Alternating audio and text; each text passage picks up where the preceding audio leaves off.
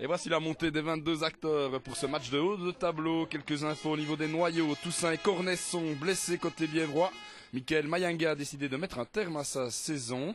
Du côté de Spi, Delcomen est suspendu, Drico est blessé et Majid Zba, l'attaquant, porte le numéro 1. Alors Zba qui embarque ce ballon, bien joué Zba en profondeur pour Maton, tout seul face à Mako, Maton.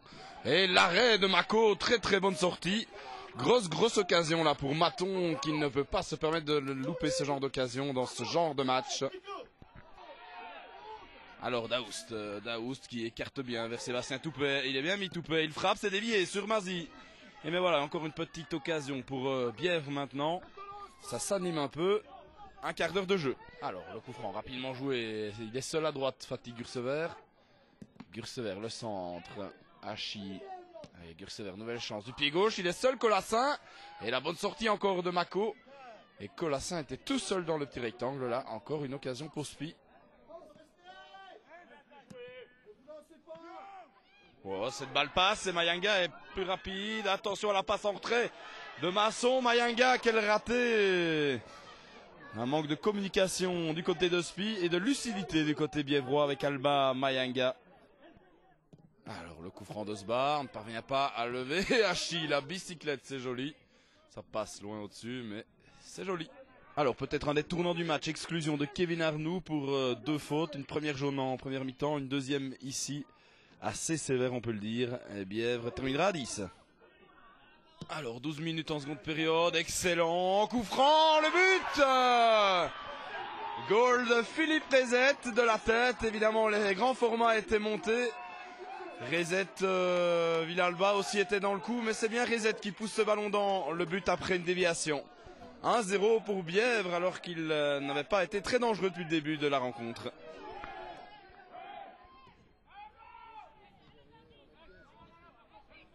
Hachi qui passe, bien joué, Hachi, et qui glisse à Colassin, Colassin seul face à Mako. Quel loupé, le fourbon aussi devant Colassin, mais enfin, un Colassin en forme doit mettre ce but là, il regarde le terrain, mais c'est bien lui qui l'a mis au-dessus. Une nouvelle exclusion pour Spi maintenant, du numéro 2, Aminadim, deuxième carte jaune pour cette faute sur Villalba. Et voilà, coup de sifflet final de l'arbitre, victoire de Bièvre face à Spi, 1-0.